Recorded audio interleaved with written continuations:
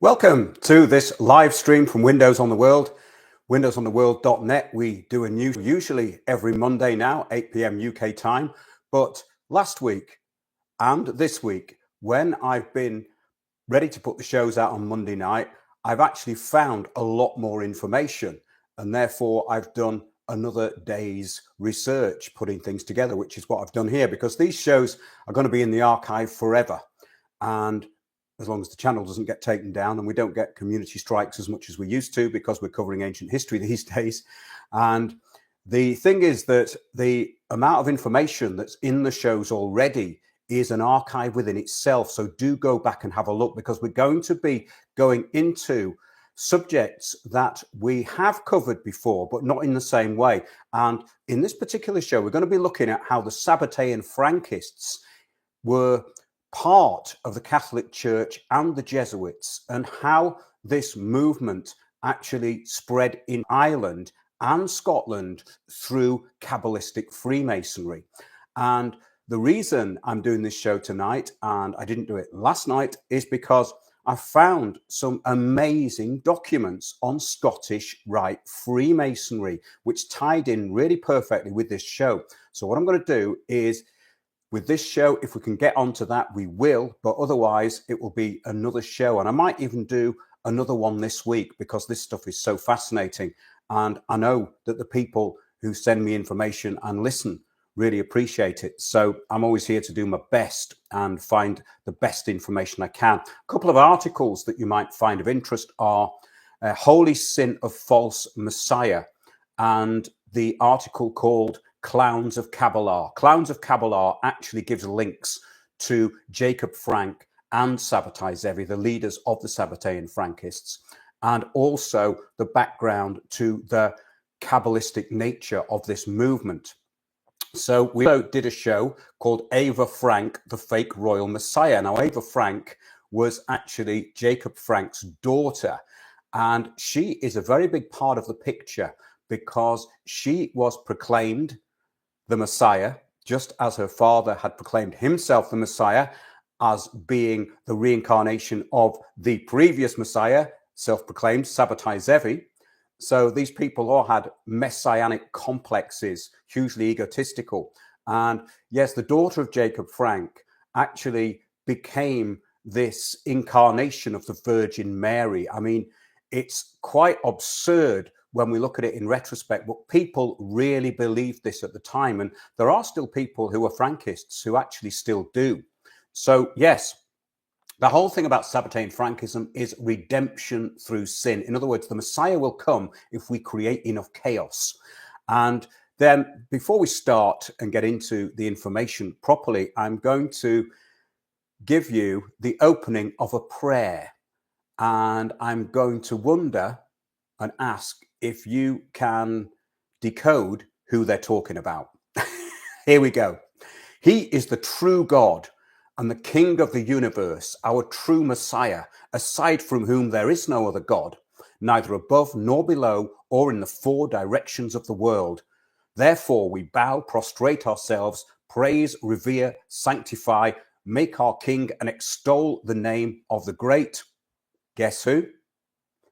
Sabbatai Zevi, who lived 1636 to 1676, and he was born in Izmir, which was in those days called Smyrna in modern day Turkey. And he was also in Thessaloniki. Thessaloniki was a massive influence for the people who were into the Sabbatian Frankist movement. And I believe there is still a section of people who are Frankists who are still in Thessaloniki. But Sabbatai Zevi was born in Izmir, which is now a tourist kind of place in Turkey. And it was in those days called Smyrna. He was actually banned from his own hometown. He got banned from many places. And in the end, Sabbatai Zevi was given a choice by the Sultan. Either you convert to Islam or we'll execute you. So he converted to Islam, and his followers converted to Islam too, and they became known as the Don May, and they were involved in the Young Turks uprising. They are still involved in parts of Saudi Arabia and across the Middle East today, and indeed Turkey. And if you look at an article called The Smart Cabal at windowsontheworld.net, you'll have the updated view of how the Sabbatians are still influencing the Middle East. So Sabbatai Zevi died in, when was it? Hang on. Was it this 1676 in Montenegro, and his tomb is in Montenegro. He was a self-described Messiah, and later Jacob Frank described himself as the reincarnation of Sabbatai Zevi. And his movement, the Frankist movement, which moved over into Poland, into Podolia, there was a lot of Frankists all through Poland, especially in the Galicia area of Poland, which is now modern-day Ukraine.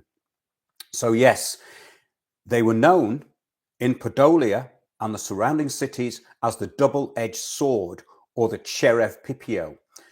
In Poland by the late 1700s, here's a quote from what rabbis told people to do about the Frankists. Every person is required to search them out and expose their evil deeds, because they were called, back in the day, the wife-swapping Jews of Thessaloniki, or Salonika as it was then, because they got involved in all sorts of unruly behavior. And it seems almost as though they didn't really care who knew about it, because it was this redemption through sin. And this happened to Sabbatai Zevi. He was actually really borderline insane, as was Jacob Frank. Maybe they were completely insane, but certainly I believe they became possessed by demons through this Kabbalistic magic which they indulged in. So yes, the crypto-Muslims who converted were called the Don May, but later the crypto-Muslims of the Don May, who were the Sabbatians, were converted to Catholicism. And many of them went to Ireland, and some of them became priests in both the Catholic Church and the Anglican Church, and many were involved in the Scottish Rite of Freemasonry, because the Scottish Rite of Freemasonry is a Kabbalistic order. And of course, the Sabbatians were Kabbalists who studied the Zohar, which is also known as the Book of Splendor, written around the 12th century. But as with most stuff which is relating to these Judaic cults, the people involved in it, these self-proclaimed messiahs, actually made it up as they went along. So with the Zohar, this was written by Moses de Leon, and who actually changed his name, Simeon ben Yochai. And he was the author of the Zohar, which is based on Genesis and a lot of fantasy. But it's very, very complicated, and it gives the background to what the Kabbalists are in, well, they're into to this day, because the Hasidim movement, which was in Russia in the late 1800s, was very influenced by the Kabbalah. So the Hasidim, who are the Orthodox branch of Judaism, are very much interested in Kabbalah. And in Thessaloniki, there's a huge Chabad Lubavitch center, which I inadvertently walked into. I was trying to post a parcel to England, and I asked somebody where the parcel place was, because it was over the road, and I'd walked into a massive Lubavitch center completely inadvertently. So very strong presence there in Thessaloniki, with both the Hasidim, the Chabad Lubavitch, and also with the modern day Frankist movement, because there are still Sabbatian Frankists to this day. And as Sabbatian Frankists, of course, have been hiding within Islam, as the Don May, and also hiding within the Catholic Church. So, yes, do have a look at Holy Sin of False Messiah and the article Clowns of Kabbalah. So, yes, also Eva Frank, the Fake Royal Messiah. They're all on YouTube, actually. Eva Frank, the Fake Royal Messiah, is all about what happened to her and her father in Poland, and how, in the end, the cult was in a castle in Częstochowa. And the interesting thing is that Eva Frank actually died in Bulgaria, on the border of Romania. And so Eastern Europe was a very big stronghold for the Sabbatians as they swept across. And it's very interesting because some of the revolutions that happened, we have to ask ourselves in the 1800s, were the Don May, the crypto Muslims, the Sabbatians, were they involved with their lodges throughout Central Eastern Europe? And I think there's a very strong possibility that they were. So yes, the article, The Messiah of Israel, look at an article called The Messiah of Israel, and it will give you some information as to the Sabbatian influence on the formation of modern day Israel. Indeed, it was Jacob Frank's great-great-grandson, Rabbi Kalisha, who wrote to Edmund de Rothschild. He wrote this hilarious groveling letter to Rothschild. Rothschild must be going, okay, I'll give you the money, just stop groveling. It's very, very funny, the letter to him. It's in that article, The Messiah of Israel, because Rabbi Kalisha was the person who put this into motion in a way with the Rothschilds, so that they would bankroll what would become the modern day Israel, the home for Jews in Palestine of the Balfour Declaration. So this is very, very important of the times to compare the formation of Israel to what is going on now, because I think we're seeing with Israel the inevitable outcome of what was going to happen there in the first place from 1948 onwards.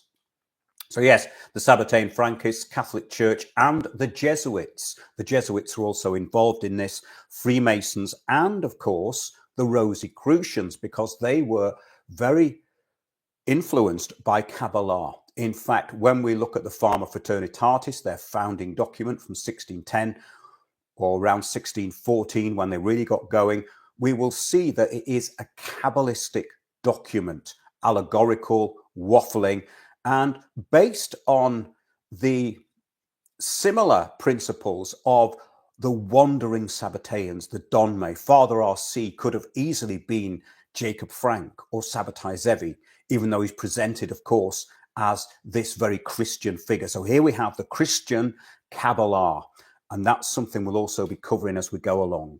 So we have to remember that the Don May, who swept through Turkey into Eastern Europe and Poland and modern day Ukraine, were followers of Sabbatai Zevi, later Jacob Frank, and were outwardly Muslims, but inwardly Sabbatians. So the early Scottish Freemasons were actually, we found out recently, a development of what is called the Nisterim, which was made up of 36 Kabbalah leaders, people who made up the Nisterim.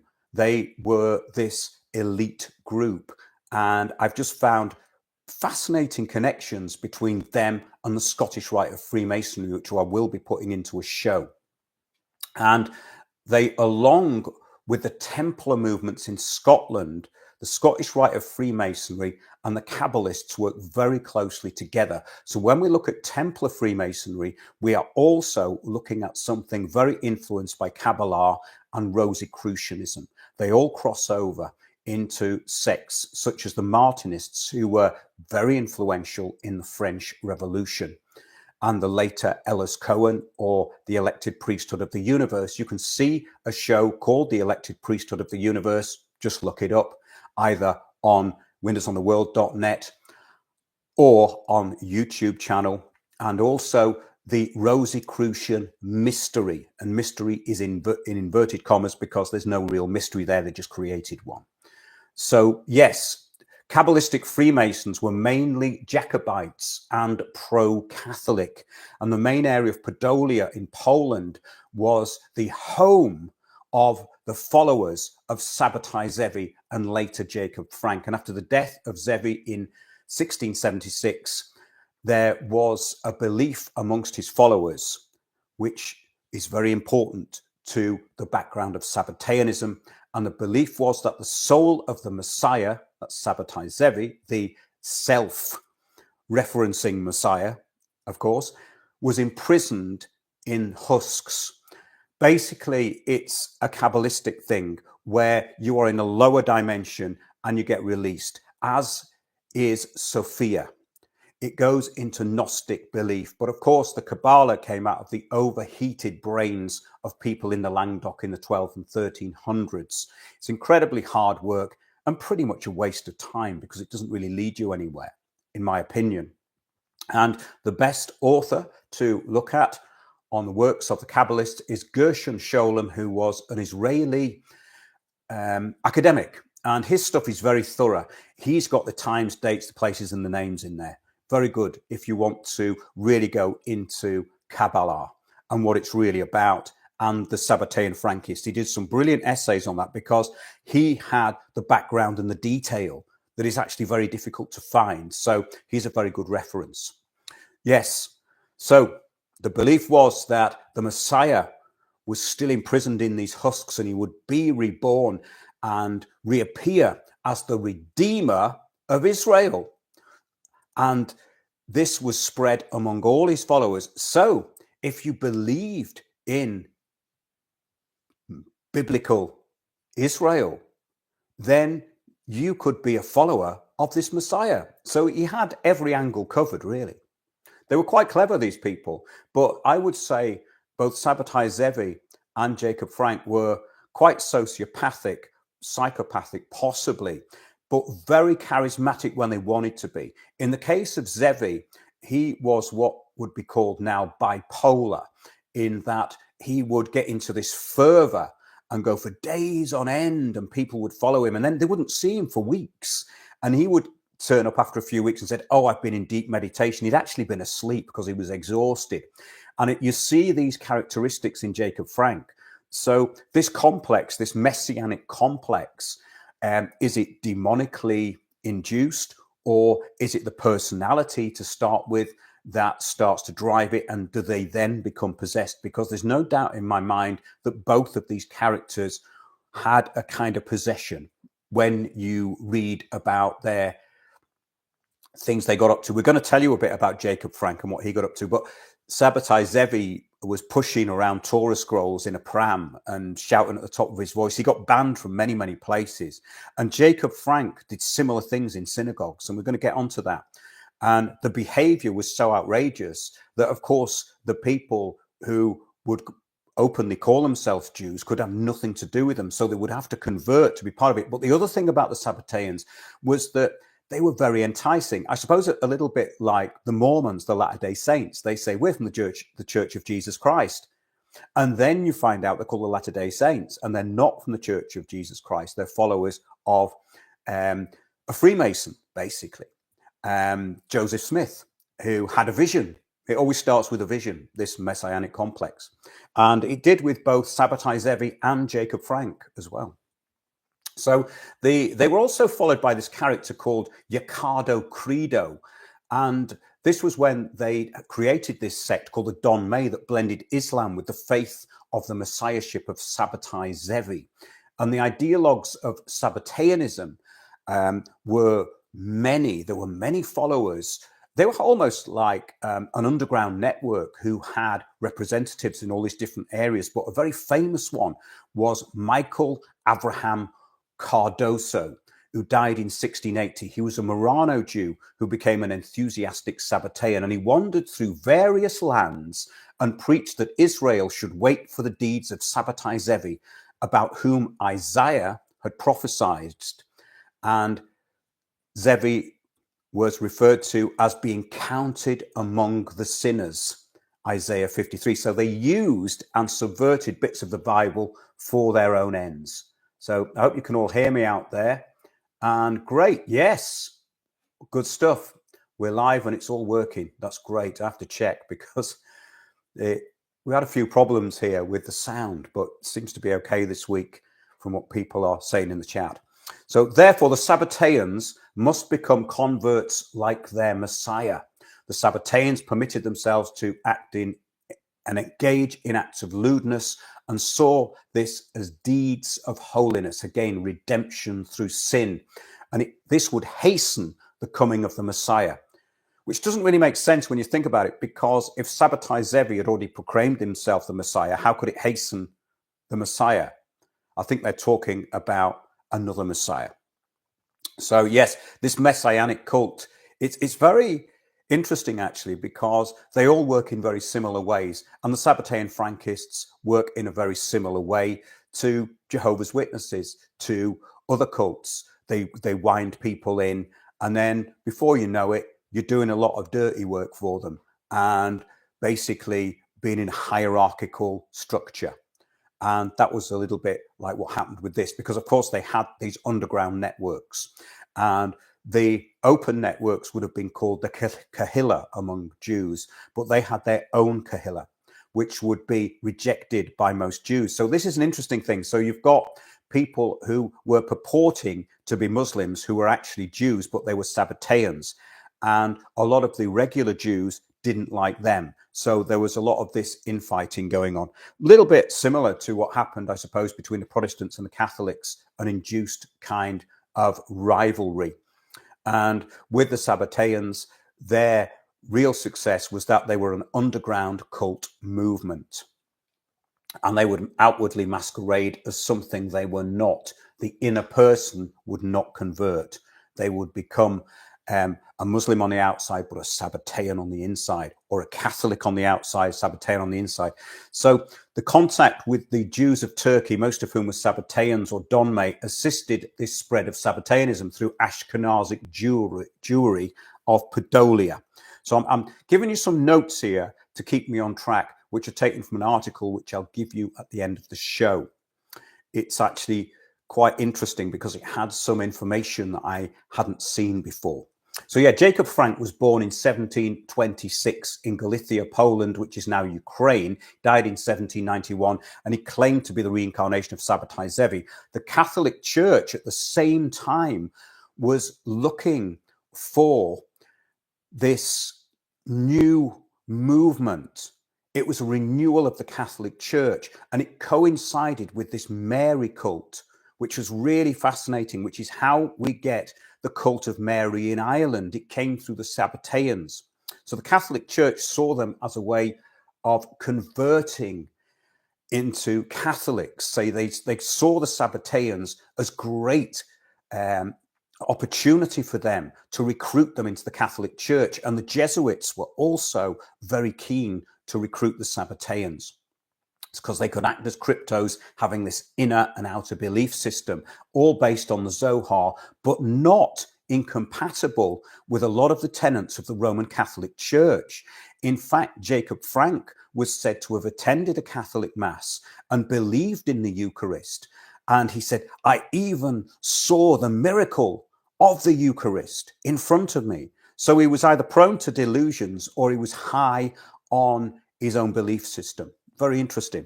And Jacob Frank was excommunicated, as had been Sabbatai Zevi, in cities where he and his followers gathered. And he in turn actually made allegations against Jews who had badmouthed him. So he libeled anybody who attacked him. So he was quite, I would say, had a very nasty side to him.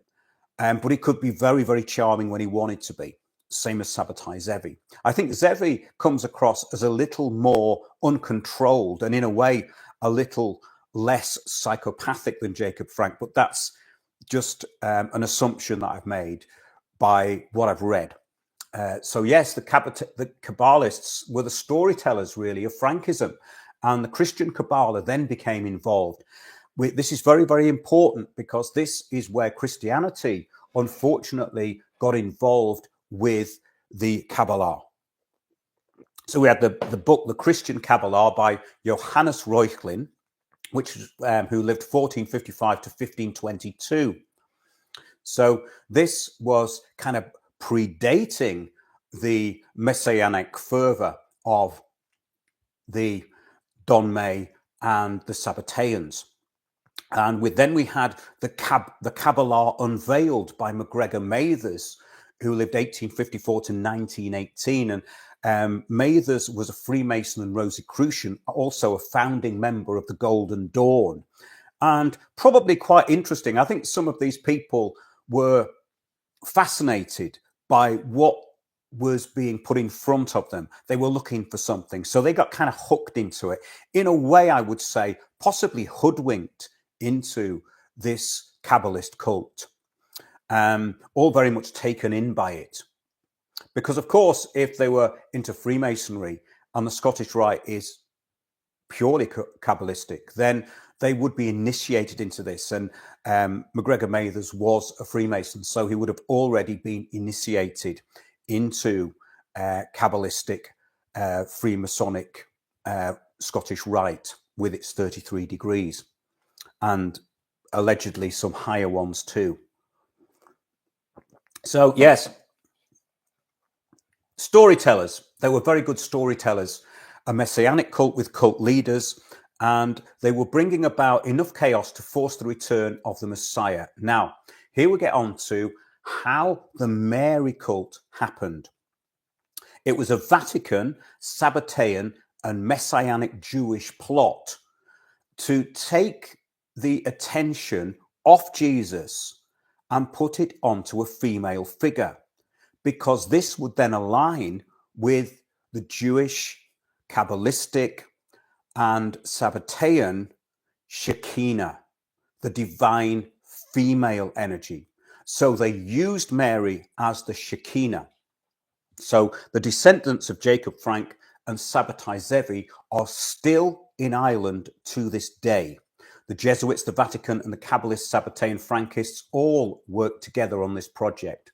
And a lot of this started with somebody called Alphonse Ratisbonne, the Ratisbonne brothers. They were very, very well connected. And in 1842, Alphonse had a vision of Mary on a trip to Rome, and he became a Roman Catholic. And Mary then became, through the influence of Ratisbonne and the Sabbatians, Mary became the Zohar Sabbatian, the Miriam HaKadosha, the moon of Israel. So the Virgin Mary in this cult became the moon of Israel. So in other words, the Virgin Mary on the outside was Christian, but she was actually the incarnation of the Shekinah, Miriam HaKadosha, who was ruled by the moon and known as the moon of Israel. So yes, they then refer to Genesis 1:13 and Zohar 134a as a way of connecting Mary to Miriam HaKadosha. And they do that through those passages in the Bible and Zohar. And the Catholic Church officially started their Marian age in 1854. So this is not a coincidence, because if we look back, Alphonse Ratisbonne had his vision in 1842, and it really started taking off. But by 1854, the Catholic Church officially started the Marian age, that Mary was immaculately conceived. This was the Frankist viewpoint, that Jews would be integrated or ingrafted, as they called it, into the Roman Catholic Church. And most of them would do it willingly, so they wouldn't have to threaten people with pain of death or execution. They would willingly go into the cult of the Roman Church through the cult of the Sabbatian Frankists. So these people had no shame. That's the Vatican, and the Jesuits. They were just a recruiting agency for new followers and new agents. So Jews were converted by a miracle. Jews would be converted en masse by this miracle that would happen in this Marian age. And then there would come a Messianic age. So this was all from the overheated brains of a few people, which spread out all over Europe and into Ireland, Scotland, and England, of course, through the Kabbalah. So yes, to be Catholics without ceasing to be Jews, Catholics and Jews would bring the divine Shekinah through Mary onto earth as Miriam HaKadosha. So this is a hijacking of everything that is truly Christian. It's a perversion of everything that's truly Christian, and it was done with the complicity of the Catholic Church and the Jesuits. And in Ireland, this Mary cult became massive. as people in Ireland will know to this day. And of course, it led to the popularization of Lourdes and these visions that happened in the 1800s and the 1900s, these visions of the Virgin Mary. And yes, so a key player now we're going to get onto in this conversion role was Joseph Wolf, who was born in Bavaria in 1795, the son of Rabbi David Wolf, who was a descendant of Sabbatai Zevi.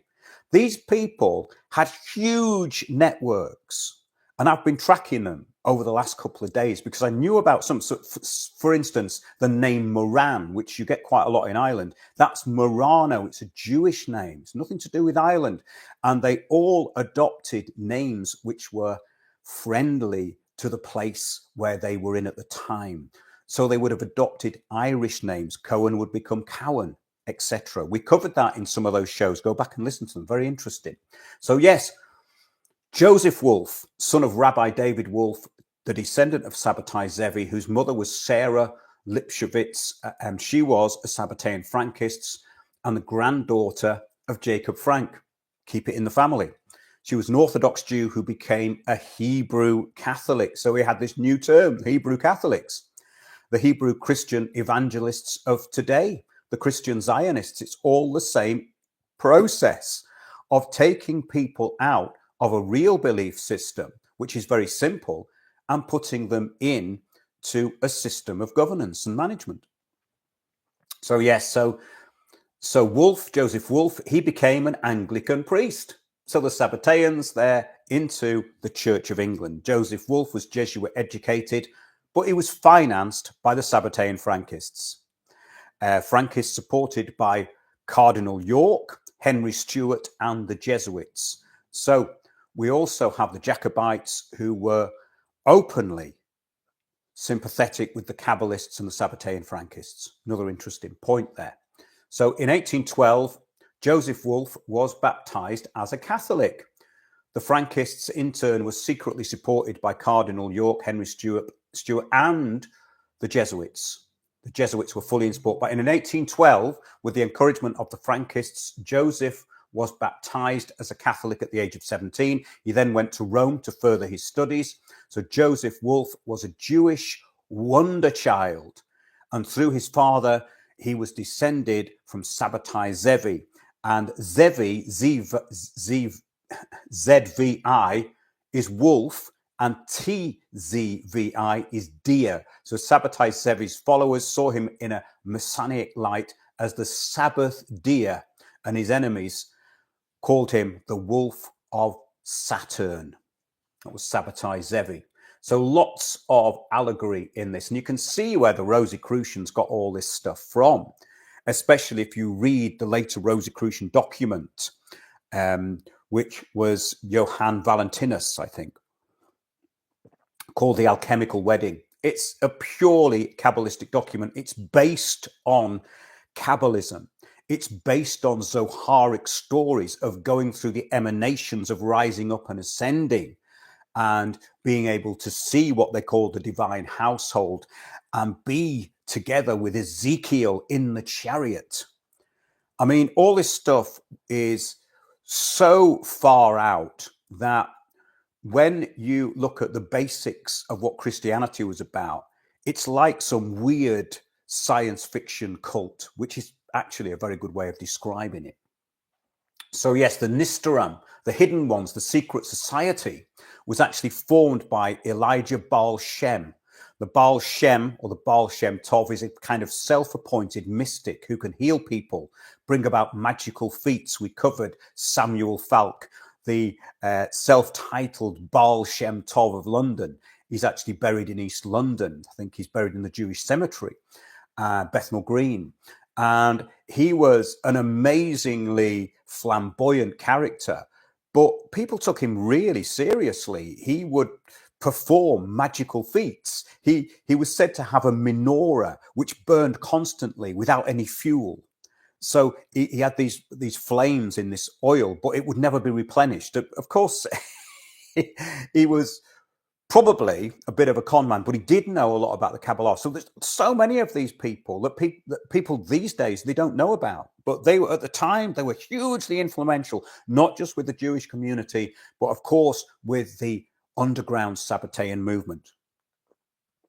So yes, Rabbi Elijah Baal Shem was born in Krakow in Poland in 1537, and he formed the Nistarim, this secret society, the hidden ones. That's what the Nistarim are, the hidden ones. And there was 36 of them, all Kabbalistic. All the numbers refer to the Kabbalistic doctrines. The Nistarim, and this was to preserve the teachings of Rabbi Abraham Abulafia and the Zohar, the divine work of the Zohar, Moses de Leon, written in the 12th century, said to be reference from 200 AD, but written in the 1200s in the Languedoc, and very promoted by someone called Nathan of Gaza at the time, who was another Kabbalist. And I don't think Nathan of Gaza was from Gaza. But some of them did actually move to Israel. Modern day Israel, Palestine as it was then, of course. So yes, his story, the Rabbi Elijah Baal Shem, his story is very similar to the fictional Christian Rosencreutz, or Father R.C. of the Rosicrucians. In other words, they have these mystical characters who travel, they wander, they travel through countries, they try and enlighten people. And there's a romanticizing of this all through Kabbalah and through the Sabbatian cult, which is where the Rosicrucians really came from. And the Rosicrucians still going today, of course, and incorporated into Templar Freemasonry, into the Hospitallers, and into very respectable parts of society like the Knights of Malta, if you think that's respectable. Well, we think well, Tony Blair's a Knight of Malta. That's all you need to know, isn't it? But this rabbi, the Baal Shem Tov, Rabbi Elijah, is said to have attained the experience of Ruach HaKadosh, the Holy Spirit. I wonder where they got that from. And through the experience, he received the healing power through the name of Masiach ben Joseph, the Messiah, son of Joseph. So they were all illumined through their own minds in a way. This is something that they have in common with really each other. So we've got this Nistarim, and run by this Baal Shem Tov, and he taught the idea that Masiach ben Joseph is present spiritually in every generation. It's a little bit like a copy of the Holy Spirit, really, but it's so out there and so egotistical through people like Sabbatian Zevi and Jacob Frank that people who are rational, in my view, wouldn't take it too seriously. But I can see why it was popular at the time, because these people were charismatic. They drew people to them. People were looking for something. So, yes, same concept as the Holy Spirit. So Rabbi Joel Baal Shem Tov took over after the death of Rabbi Elijah. And guess what? Keep it in the family again. Rabbi Joel Baal Shem Tov, which is basically self-appointed mystic, was the secret son of Sabbatai Zevi, or a secret son of Sabbatai Zevi. So from this arose a Puritan group in England called the Adamites. So they were directly from the cult of Sabbatianism. And the Adamites were this cult, and what they would do, they would be naked in their rituals, and they meditated completely nude. And some of their followers went naked in public. And apparently, there's a fella up in Scotland, Wilson, his name was, and I've covered him in a previous show. It's in one of those shows. He was a big part of the Adamites. And the Adamites, if they were confronted in the street, they were non-violent. So what they would do, they would just strip off. So if someone wanted to fight with one of them, they'd just take their clothes off. I mean, completely out there stuff. But when Sabbatai Zevi rose to prominence, some of the Adamites traveled to join him, you see. So due to this sect, Adam became a popular name in England. So isn't that fascinating? That Adam became popular not through the Old Testament, but through Sabbatai Zevi in the 1700s. That's quite incredible, isn't it?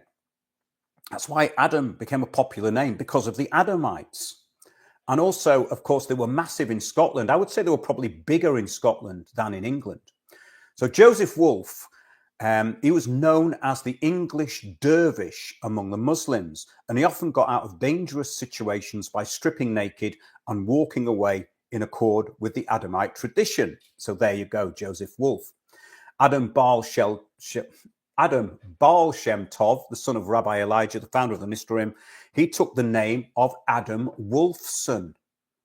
Now, this is where it gets interesting, because they all changed their names. And we found that with the royal families through Europe, because a lot of them got very into Kabbalah and probably into Frankism, because there was a lot of princes in royalty who were very taken in by this cult. So that's why a lot of them had all these different titles, like Second Duke of Hanover and all. You'd find they have all these different titles. And it was impossible, really, later to find out whether they actually were these titles, because they had so many of them. And this was, of course, a way to, sorry, just knocked something off there. This was, of course, a way to actually hide their own tracks. So, yes, they expected the Mosaic to come forth from this lineage descended from Sabbatai Zevi. And in England, Adam Wolfson married Elizabeth Ferdinando, the granddaughter of Joseph Lombroso's son. So he was another Sabbatian, you see. Can you see how the infiltration works? Adam and Elizabeth later went to Scotland. One of the sons of this marriage was named Adam Wilson. That's the one I was talking about. Adam Wilson, in the expectation that he could be the promised one. So they were looking for messiahs all over the place. So Adam Wilson, yes, Scottish Freemasonry. This is where it all joins together. Adam Wilson was a key figure, not only with the Adamites, but the Sabbatians. And of course, he came from Sabbatai Zevi's own heritage. Adam Wolfson descended from Sabbatai Zevi and a lineage of rabbis. So Adam Wilson, Scottish Freemasonry ties into the crypto Jews of Scotland. Adam Wilson, son of Adam Wolfson, was involved with influencing the early Scottish Freemasonries, and Sabbatai Zevi had undergone conversion to Islam in order to save his life, remember. And it was also, this is very important, to reunite the lost sparks of truth in Islam. So you can see that they didn't just hide behind a religion. This is a really important point. They didn't just hide behind the religion. They became part of it. Like with Catholicism, as in Jacob Frank, being able to see the divine presence in the Eucharist. So Wilson had followers in the Christian world, and they often assumed the outward sign of conversion to Christianity while maintaining their secret Kabbalistic and Jewish traditions. So a descendant of Adam Wilson was John Wilson, founder of the British Israel movement. There you go. Can you see how it's all coming together? So Adam Wilson, obviously descendant of Sabbatai Zevi through a rabbinical bloodline, was the descendant with John Wilson, founder of the British Israel movement, who he was born in 1788, the son of John Wilson of Kilmarnock, Ayr, who was the grandson of Adam Wilson, or previously Adam Wolfson. John Wilson was a friend of the Anglican Bishop Solomon Alexander of Jerusalem, a Hebrew Christian. Could have been a Sabbatian, you see. Bishop Alexander was a former rabbi born in Poland. If he was in Poland, there's a very good chance he was a Frankist, the son of a rabbi from England. And he was ordained by George Murray, Bishop of Rochester, Bishop Blomfield of London, and Bishop Selwyn of New Zealand. I've looked all these people up, by the way, and it's all absolutely spot on. After attaining his experience of Ruach HaKadosh, the Holy Spirit, Adam Wilson was led to the secret Scottish branch of the Nistorim. Adam Wilson was also a supporter of the Stuart dynasty and a Jacobite. So this is very interesting when we're talking about Scotland and Israel. It really starts to come together as to why the Scottish Rite is so important and how important Scotland has been through these movements. Yes, Adam Wilson was a friend and associate of Lord Kilmarnock of the 4th Earl of Kilmarnock, who was actually executed in 1746 after the last Jacobite rebellion. Lord Kilmarnock became the Grand Master of Scottish Freemasonry in 1742. Lord Kilmarnock's son, the Earl of Errol, changed the family surname from Boyd to Hay.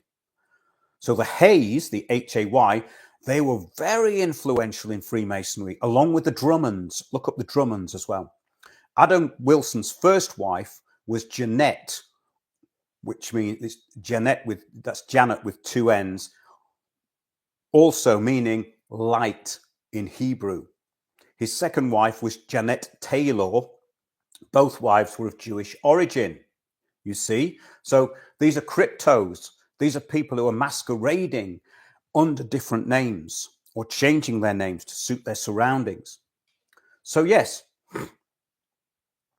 I'm going to quote now from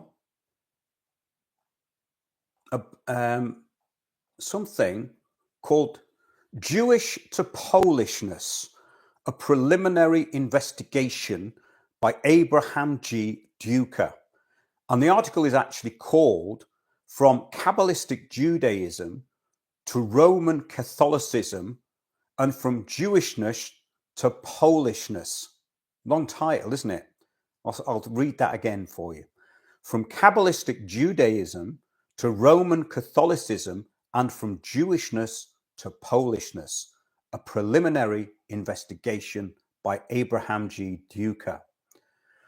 The assumption of the sex continuity is demonstrated in a brochure published in 1820, in which the fear is expressed that the several million Jews, together with the neophytes, might rise in a revolution with the appearance of a Jew or convert endowed with great genius. Isn't that interesting? So they were talking about a Sabbatai Zevi or a Jacob Frank or even an Ava Frank, which of course was Jacob Frank's daughter. So it says this fear of a Jewish convert plot has been a recurrent motive in Polish and classical literature. Peter Beer stated in 1822 that the Frankists continued to maintain a recruiting station in Warsaw. Tsar Alexander I viewed them as a separate group in the 1820s. This indicated in the reports that he actually wrote down, and he had a spy known as Macrot who was looking out for these underground Sabbatian groups. That's Tsar Alexander I. So take a look also at They Warned You, the Irish Count. So Shekinah, the Virgin Mary and the Song of Songs, reflections on a Kabbalistic symbol in its historical context. That's the title of another thing that I'm reading out from. It was published online by Cambridge University Press, 20th September 2002 by Arthur Green. It's not that interesting, but there's a couple of good lines in I'm going to read out.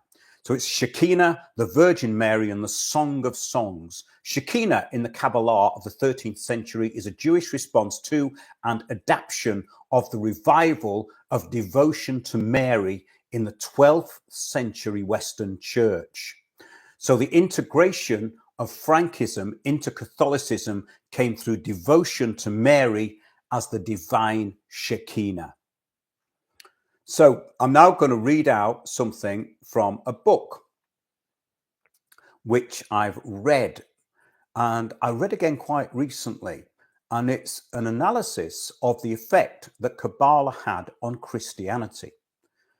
Written by Bernard Pick, published in 1913, he states, Kabbalah and its influence on Christianity gives the whole system a thorough examination in his book, and the conclusions are the same as anyone basically who's objectively studied it. He quotes a professor who was well regarded at the time, Professor Wunsch. And this is what Professor Wunsch had to say about Kabbalah. By making the Bible a textbook to elicit deeper ideas, the greatest nonsense and rubbish came to light. The so-called hidden mysteries and revelations were nothing but fancies whirling in the heads of the Kabbalists. Very well said. It is also clear that the literature of the Kabbalah clearly proves that its representatives had completely lost the sense for a suitable understanding of the words of Scripture. Now, that is it in a nutshell, because what the Zohar does is it takes ideas from the Bible and brings them into this fantasy world of the Kabbalists. So the Kabbalists that originated in the Languedoc in the 13th century spread their fantasies and disruption through the fake messiahs, Sabbatian, and later through Jacob Frank to the Christian world and beyond. That's a quote from my article, by the way. And if you go to Clowns of Kabbalah at windowsontheworld.net, you'll find lots of links, potted histories there, which you can use as a springboard for even more research.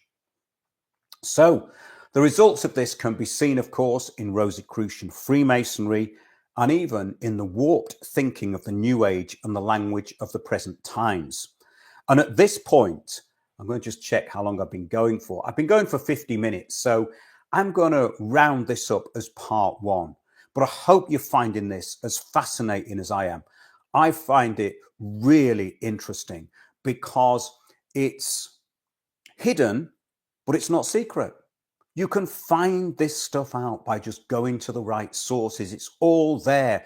And the influence on Britain, Ireland particularly, through the Marian cult of Miriam HaKadosh is huge. So when people saw those Mary statues outside the church, the Roman Catholic Church and the Jesuits were complicit with the Sabbatian Frankists for putting Mary there as an idol when she was never an idol in Christianity.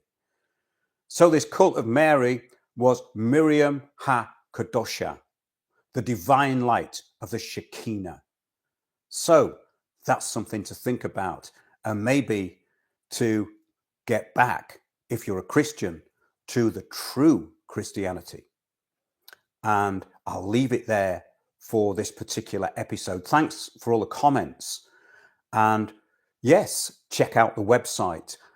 I think over the next couple of days, I'm going to put up a notice, maybe tomorrow or the next day, for part two, because I don't know about you, but I'm finding this really interesting, and it's bringing up all the stuff that I've already researched.